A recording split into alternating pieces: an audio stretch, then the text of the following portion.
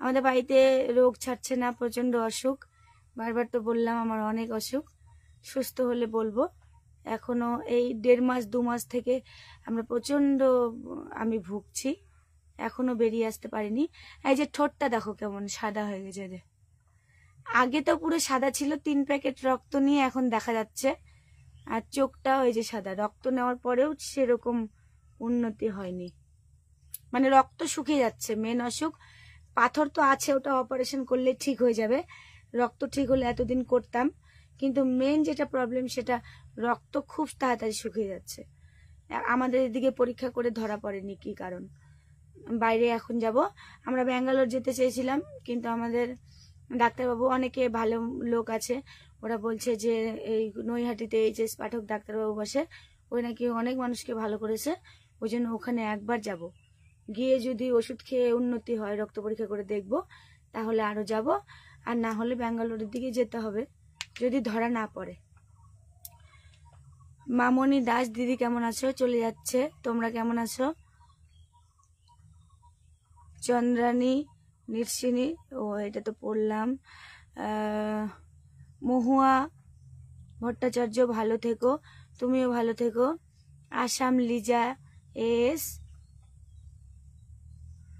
Way ঠাকুমা आई love you go, तुमको आई love you तू बोलता है I love you too. FN কিটা ফরিদা রহমান, তোমাদের ভিডিওগুলো খুব ভালো লাগে, সব সময় দেখি, অনেক ধন্যবাদ ভালোবাসা এগুলোর জন্য। তাড়াতাড়ি আশীর্বাদ করো, আমরা যেন তাড়াতাড়ি ভিডিও দেখতে, না তোমরা আশীর্বাদ করো, আমরা যেন তাড়াতাড়ি ভিডিও দিতে পারি। ভিডিও দিতে পারছি না, মনটা খারাপ লাগছে আমাদেরও। এমডি গিয়াসউদ্দিন, মালয়েশিয়া থেকে তোমাদের ভিডিও সবসময় দেখি, অনেক ধন্যবাদ, অনেক দূর থেকে দেখো, আমরা কৃতজ্ঞ মানে তোমাদের কাছে। এই ভালোবাসা ঋণ প্রকাশ মানে কিভাবে যে উত্তর দেয় জানি না, ওই জন্য তোমরা ভালোবাসা দাও, চুপচাপ থাকি, কোনো কি বললে ঠিক হবে বুঝতে পারি না। শাহিদ জাহিদ হাই,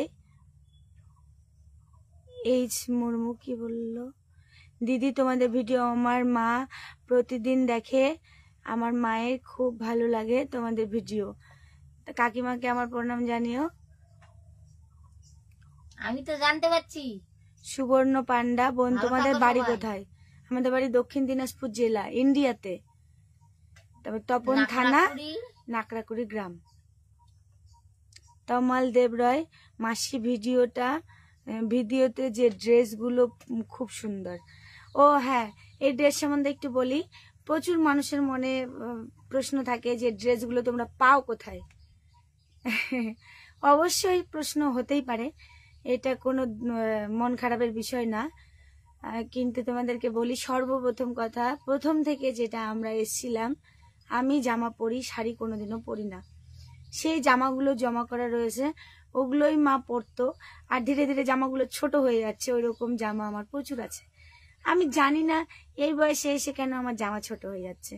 মোটা চিকন না, মানে একটু হাঁটুতেও ছোট হয়ে, মানে খেয়ালই পড়ে না যে স্নান দান করে। আমি অনেককে দেখেছি বউ মানুষ আগে সিঁদুর পরবে, ওইটা আমার কি বলবো, আমার রক্তের মধ্যেই নেই, এতটাই পড়ি না সেরকম। আর আজকে তো স্নানই করিনি, আর আমি তো সিটি ফাটিয়ে সিঁদুর দিই না, এখানে দেই, এখানে, আর মুখ ধুলে উঠে যাই।